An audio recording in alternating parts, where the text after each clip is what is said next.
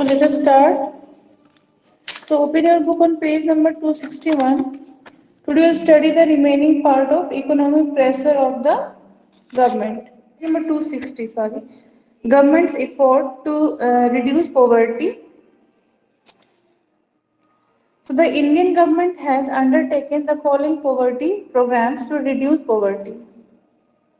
तो Indian government ने नीचे दिए गए पोवर्टी प्रोग्राम्स को इंट्रोड्यूस किया है पोवर्टी को रिड्यूस करने के लिए. First is self employment programme. This includes integrated rural development programme and Swarna Jayanti Gram Rozgar Yojana. Second one wage employment programmes, national rural employment programme, rural landless employment guarantee programme and Jawahar Gram Samriddhi Yojana are the major programs.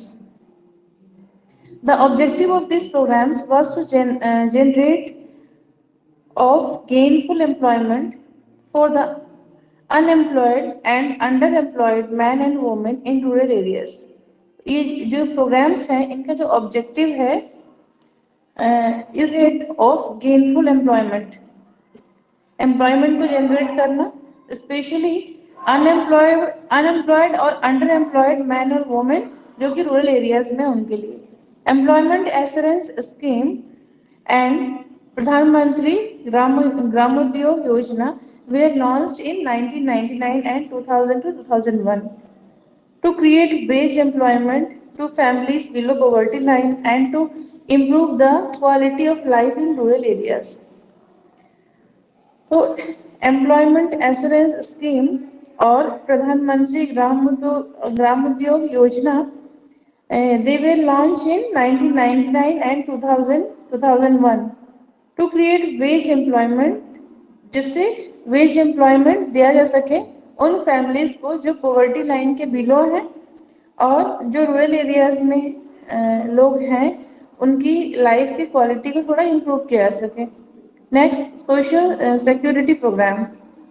The center has sponsored 3 schemes for immediate help of the extremely needy in rural areas.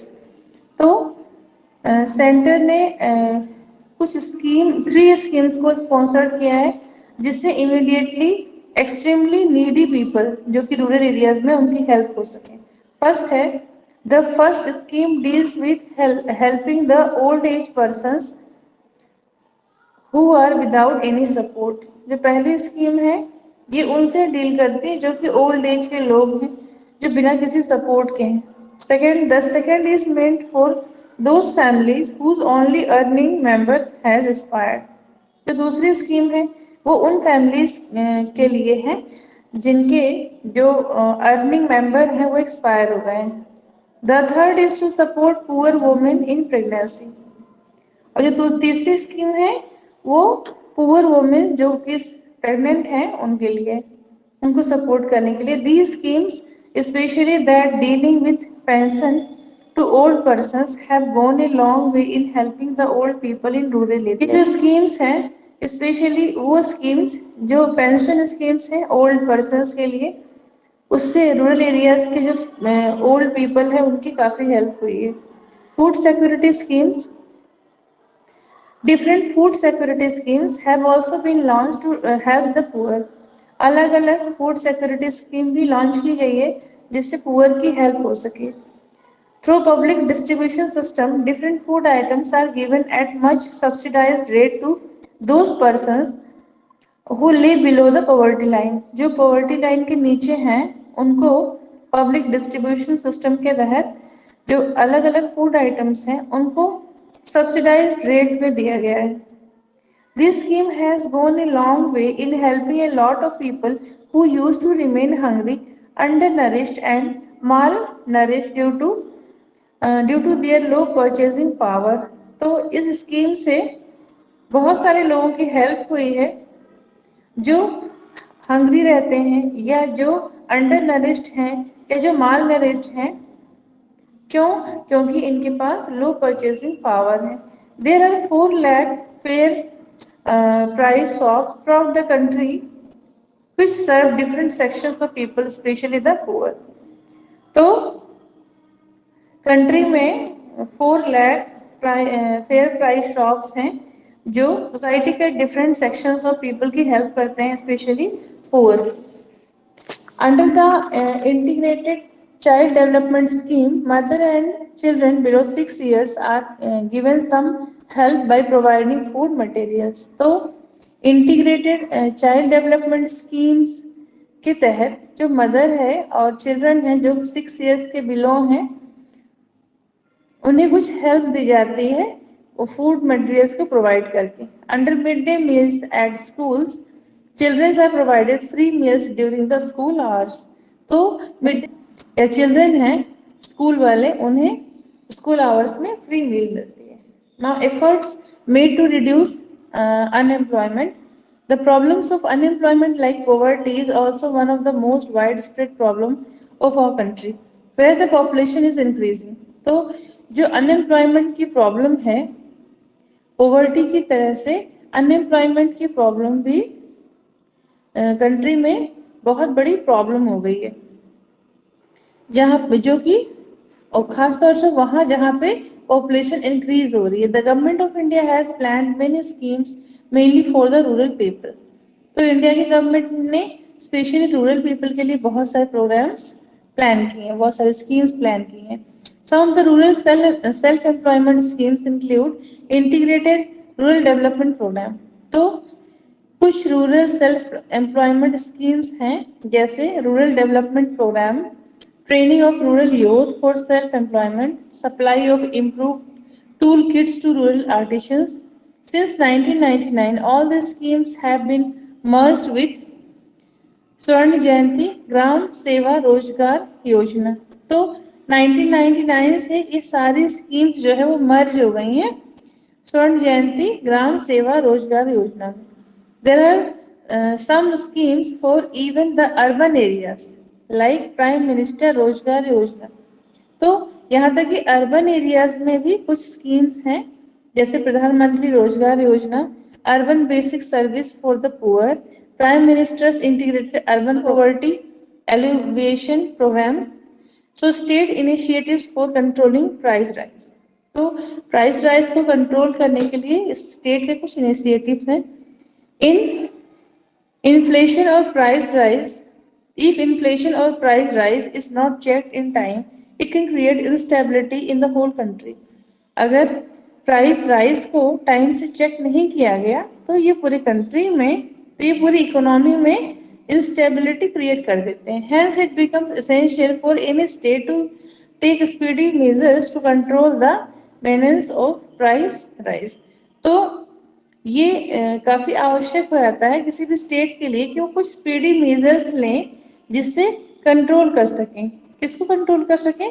Price rise के जो cause हैं उनको control कर सकें. The government of India है as well as the different states government take various initiative for controlling price rise. तो India की government साथ में अलग अलग स्टेट्स की गवर्नमेंट कुछ इनिशिएटिव्स लेते हैं जिससे वो प्राइस राइज को कंट्रोल कर सकें.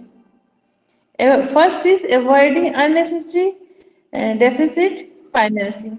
One reason of price rise is deficit financing, when the government spends more than its earning. If price rise is not to be checked, such deficit financing will have to be checked by the government.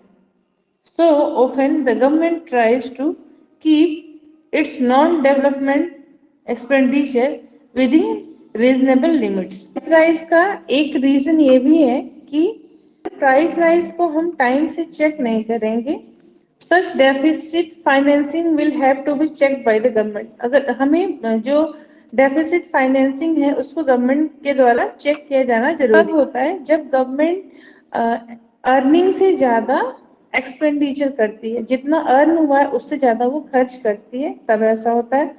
So often the government tries to keep its non-development expenditure within reasonable limits. इसलिए government को चाहिए कि वो जो non development expenditure है उसको reasonable limits में रखें. Restricting disposable money incomes in the hands of the easy money in the hands of the consumer result in buying spree, thereby leading to more demand and short supply, which ultimately result in the price rise. जो easy money है consumers के hand में, उसका result क्या होता है? स्प्री there by, मतलब जब वो शॉपिंग वगैरह पे जाते हैं, then leading to more demand, तो वो ज्यादा डिमांड करते हैं, and short supply which ultimately result in price. जैसे कोई चीज लिमिट में है और आप परचेज ज्यादा करते हो उस चीज को, तो उसका प्राइस जो है वो ऑटोमेटिकली इंक्रीज हो जाता है। In order to check the flow of easy money, the government adopts various measures. तो इजी मनी फ्लो को चेक करने के लिए गवर्नमेंट को चाहिए कि वो कुछ मेजर्स अडॉप्ट करे। One such measure was compulsory deposit scheme, whereby the employee was made to put a part of his income in the scheme। तो ऐसा एक मेजर क्या था? कंपल्सरी डिपॉजिट स्कीम, जिसमें एम्प्लॉय को अपनी इनकम का एक पार्ट इस स्कीम में डालना था। This scheme which began in 1974 continued for a decade, और ये स्कीम 1974 में स्टार्ट हुई और ये एक डिकेड तक चली। This and such other schemes has a salutary effect on the price rise. इस स्कीम का और ऐसी कुछ और स्कीम्स का बहुत ही इम्पोर्टेंट इफेक्ट रहा है प्राइस राइज पे। Building up adequate reserve for strategic materials, in order to keep the prices under check, the government tries to maintain a reserve of certain strategic materials like wheat and rice। तो इस तरह की price को check करने के लिए government कोशिश करती है कि रिजर्व रखे, कुछ सर्टेन स्ट्रेटेजिक मटेरियल्स का वो रिजर्व रखे, जैसे व्हीट और राइस जो कि बहुत इंपॉर्टेंट है, इसका रिजर्व रहे। If for any reason there is shortfall in the production of essential commodities in any one year, that shortfall is met with the reserve stocks maintained by the government। अगर किसी एक साल किसी भी reason से अगर shortage होती है इनके प्रोडक्शन में, तो गवर्नमेंट जो है वो अपने जो उन्होंने जो रिजर्व रखा है, स्टॉक रखा है, गवर्नमेंट के द्वारा जो स्टॉक मेंटेन किया गया है उसको यूज कर लें। The food corporation of India has done A commendable job in helping the country in times of scarcity. तो जो फूड कॉर्पोरेशन ऑफ इंडिया है, उन्होंने ये अच्छा जॉब किया है कि वो उन्होंने गवर्नमेंट की हमेशा हेल्प की है इस टाइम ऐसे स्कैरसिटी के टाइम्स में। Public distribution system, in order to ensure a continuous supply of essential goods of mass consumption to people at reasonable rates, the government opens ration shops and starts super bazaars। तो जो जरूरी सामान होते हैं उनकी continuous supply को ensure करने के लिए, जो पब्लिक के कंजप्शन की एसेंशियल गुड्स होते हैं उनकी रेगुलर सप्लाई को एंश्योर करने के लिए, वो भी रीजनेबल रेट पे गवर्नमेंट राशन शॉप्स खोली है और इन्होंने सुपर बाजार स्टार्ट किया है। Such attempts by the government go a long way in checking the price rise by ensuring a regular supply of essential goods. तो गवर्नमेंट की जो ये कदम है, ये काफी हद तक प्राइस राइज को चेक करने में और एसेंशियल गुड्स की रेगुलर सप्लाई में हेल्पफुल रहे हैं। Next, introduction of system of dual marketing for controlling price rise. Sometimes the government resorts to a number of dual marketing. Under this system, certain items like sugar, wheat, rice, etc. are supplied to the people in 2 points. तो कभी कभी क्या होता है, जो government है it resorts to a system of dual marketing, dual marketing करते हैं। इस सिस्टम में क्या होता है, सर्टेन आइटम्स, कुछ फूड आइटम्स जैसे शुगर, व्हीट, राइस एक्सेट्रा, ये लोगों को सप्लाई की जाती है 2 पॉइंट्स पे। One at the fair price shop at a fixed rate, एक तो फेयर प्राइस शॉप पे फिक्स्ड रेट पे, और जो दूसरा है एट द जनरल शॉप, वो जनरल शॉप में at a price higher than that of the fair price shop, और दूसरी प्राइस क्या है, वो फेयर प्राइस शॉप से higher. Action against hoarders, smugglers and black markets, the government takes certain stern action against hoarders, smugglers, and black marketers who, by their antisocial activities of withholding the sale of many essential activities, create a scarcity. जो government है वो जो hoarders होते हैं या smuggler है या black marketers, उनके अगेंस्ट क्या करती है, एक्शन लेती है। वो अपनी एंटी सोशल एक्टिविटीज के द्वारा वो क्या करते हैं, जो एसेंशियल जो सेल होती है एसेंशियल एक्टिविटीज की, उसमें स्कैसिटी करते हैं, मतलब जो जरूरत की चीजें हैं, डेली यूज की चीजें हैं, उसकी कमी कर देते हैं। Bye such actions the availability of things become quite easy. By such actions, the availability of such of things become quite easy, and the trend of unnecessary price rise is checked. तो ऐसे action से क्या होती है, जो availability of things है, जो essential things की अवेलेबिलिटी, ये काफी इजी हो जाती है, और इससे फिर से एक बार प्राइस राइज में चेक होता है।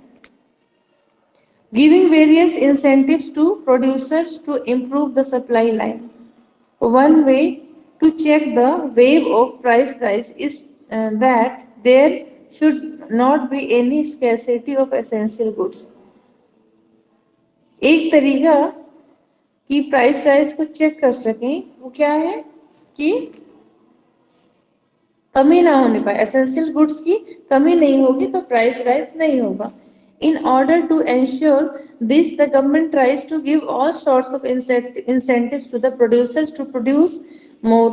तो इस चीज को चेक करने के लिए गवर्नमेंट कोशिश करती है कि जो प्रोड्यूसर्स हैं उनको हर तरह की इंसेंटिव्स दे, जिससे वो जो उनका प्रोडक्शन है वो ज्यादा से ज्यादा हो सके। For instance substantial reductions in excise duties on a number of items. Items have recently been announced which would lead to industrial revival and induce the producers to improve the supply of manufacture. तो जैसे कि जो सब्सिडेंशियल reduction है इन excise duties और number of items, जो उनके कई items में सब्सिडेंशियल रिडक्शन हो जाता है, इससे इनका क्या होता है, it leads to industrial revival and induce the producers to improve the supply of manufactured goods. तो इससे क्या करते हैं प्रोड्यूसर्स, जो सप्लाई है मैन्युफैक्चर्ड गुड्स की उसको इम्प्रूव करते हैं, क्योंकि उनको उसमें सब्सिडी मिल जाती है। If the things are easily available,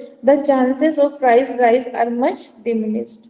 तो अगर चीजें इजीली अवेलेबल है तो प्राइस राइज के चांसेस बहुत कम हो जाते हैं। Resorting to imports if certain essential items are in short supply in order to improve the supply of position of certain essential commodities, if they are in short supply in the country, the government so often allows their import। कुछ essential commodities हैं, उनकी supply को, उनकी supplying position को improve करने के लिए, अगर वो शॉर्ट है, उनकी सप्लाई शॉर्ट है या उनकी शॉर्टेज है, तो गवर्नमेंट क्या करती है, इनकी इंपोर्ट को अलाउ करती है।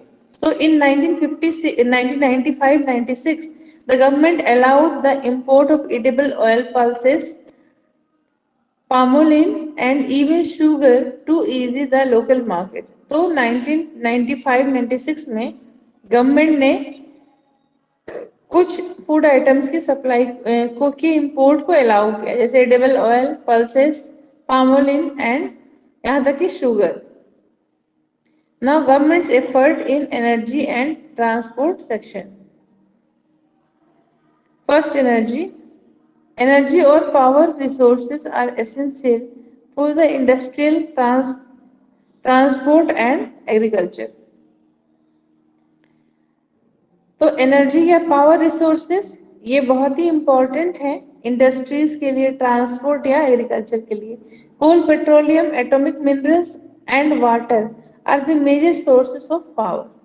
तो कोल, पेट्रोलियम या एटॉमिक पावर और वाटर, ये क्या है, ये मेजर सोर्सेस हैं पावर के।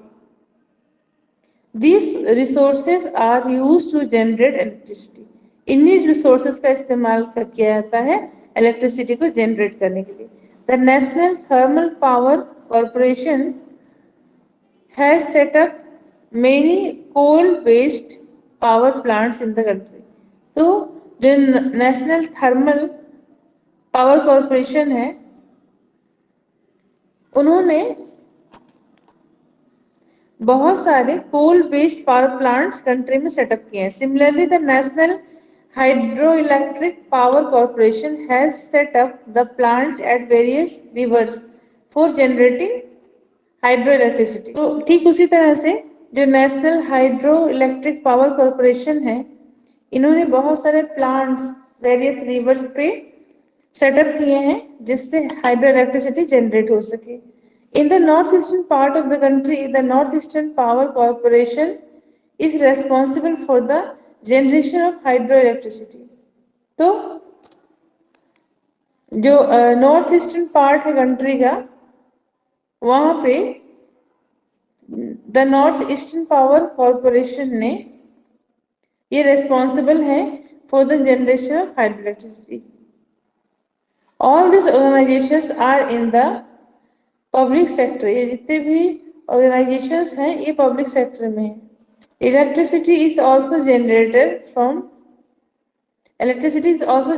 From atomic energy. तो इलेक्ट्रिसिटी को एटॉमिक एनर्जी से भी जनरेट किया जाता है. Such plants are located in UP. और इस तरह के प्लांट्स यूपी में लोकेटेड है. राजस्थान, तमिलनाडु, महाराष्ट्र, कर्नाटका एंड गुजरात, जो स्टेट्स हैं यूपी, राजस्थान, तमिलनाडु, महाराष्ट्र, कर्नाटका और गुजरात, यहाँ पे ऐसे plants located. Now transport sector. Transport sector includes land transport, air transport and sea transport. तो ट्रांसपोर्ट सेक्टर में क्या क्या इंक्लूड होगा? Land transport, air transport and sea transport. Roads and railways are the major means of land transport. तो जो road और railways हैं वो लैंड ट्रांसपोर्ट के मेजर मीन्स हैं. Railways were introduce in India during the British rule. British rule के time railways India में introduce हुए थे. These are called the lifeline of the country because these facilitate movement of people and circulation of goods throughout the country. तो इनको हम lifeline of the country कहते हैं. क्यों? क्योंकि जो लोगों का मूवमेंट है और सर्कुलेशन ऑफ गुड्स इसी से फैसिलिटेट होते हैं. Railways have connected distant and remote parts of the country and have integrated the whole country. Today there exist 63,221 kilometre. तो जो रेलवेज हैं इन्होंने डिस्टेंट और रिमोट पार्ट्स जो हैं कंट्री के उनको भी कनेक्ट किया. आज 63,221 किलोमीटर लंबी रेलवे जो रूट जो है और 83,859 किलोमीटर लंबी running track, 7,817 locomotives, 228,170 wagons and 46,119 coaches country में. Now India has one of the largest road network in the world, aggregating to about 3.32 million kilometre. तो इंडिया में लार्जेस्ट रोड नेटवर्क है वर्ल्ड का जो कि 3.32 मिलियन किलोमीटर है. The country's road network consist of expressways. तो कंट्री के रोड नेटवर्क में एक्सप्रेसवे भी इंक्लूड होते हैं. National highway, state highway, district road, village road. National highways are the responsibility of the central government. National highway central government की responsibility है. These comprises nearly 2% of the total length of roads. तो total length जो road की है उसका 2% and carry about 40% of the total traffic of the country. In order to give boost to the economic development of the country, the government has embarked upon a massive national highway development project in the country. Economic development को और boost करने के लिए, country की economic development को और boost करने के लिए government has embarked upon a massive national highway development program. तो गवर्नमेंट ने national highway development program start किया है कंट्री में, which is the largest highway project in the country, जो कि कंट्री का largest highway project. Government's effort to provide medical and healthcare facilities. The Government of India has taken up a wide range of activities in the field of health, which includes population control, family welfare, prevention of food adulteration, drug control, immunization, and eradication of major communicable and non-communicable diseases. तो जो India की government है, इन्होंने they have undertaken a huge range of activities in the field of health, which includes, जो क्या include करता है, population control, family welfare को इंक्लूड करते हैं, प्रिवेंशन ऑफ फूड को, प्रिवेंशन ऑफ फूड का मतलब फूड में एडल्ट्रेशन नहीं होना चाहिए, drug control, immunization and eradication of major communicable and non communicable, मतलब जो कम्युनिकेबल या नॉन कम्युनिकेबल डिजीज है उनके लिए इम्यूनाइजेशन करेंगे और उनको इरेडिकेट करने हटाने की कोशिश करेंगे. It has resulted in a significant improvement in the health status of the people. इसका रिजल्ट क्या हुआ, एक सिग्निफिकेंट इम्प्रूवमेंट हुई हेल्थ स्टेटस में लोगों की. Plague and smallpox have been eradicated. Plague और स्मॉल पॉक्स को हटा दिया गया है. Malaria has been controlled to large extent. Malaria को भी काफी हद तक कंट्रोल कर दिया गया है. Programs for eradicating of diseases like polio, tuberculosis, AIDS, leprosy, cancer, blindness, iodine deficiency, diabetes, etc. have substantially helped in the reduction of mortality rate. तो जो इस तरह के प्रोग्राम्स हैं डिजीजेस को इरेडिकेट करने के, जैसे polio, tuberculosis, AIDS and leprosy है, देन कैंसर है, ब्लाइंडनेस है, आयोडीन डेफिशिएंसी, ठीक है, ये सारे प्रोग्राम से काफी हेल्प मिली है. रिडक्शन ऑफ मोर्टेलिटी रेट, मतलब मोर्टेलिटी रेट के रिडक्शन में उसमें कमी आई है. मोर्टेलिटी रेट क्या है, मरने वाला जो रेट है उसमें कमी आई है. The government has created an extensive network of community health centres, primary health centre and sub centres to take care of health services in rural areas. Government ने क्या क्रिएट किया है, extensive network of community health centres. इन्होंने बहुत सारे community health centres create किए हैं, primary health centre create किए हैं और सब सेंटर्स क्रिएट किए हैं to take care of the health in, ताकि रूरल एरियाज में लोगों के हेल्थ की केयर हो सके. By 1999, there were 157 recognized medical colleges and 26 new medical colleges, 15,533 hospitals and 138 dental college country में. Now, government's effort for literacy and तो government की क्या एफर्ट रही है, लिटरेसी और education. Literacy rates in India 65% are lower than in many other developing countries like China 86% and Sri Lanka 92%. जो literacy rate है India की वो 65% है, जो कि बहुत लो है. बाकी डेवलपिंग कंट्रीज के कंपैरिजन में इंडिया का लिटरेसी रेट बहुत ही कम है. चाइना का है 86%, श्रीलंका का 92%. Therefore, national literacy mission was launched in 1988 to impart functional literacy to non-literates. तो नेशनल लिटरेसी मिशन लॉन्च हुआ 1988 में. क्यों लॉन्च हुआ, to impart functional literacy to non-literates.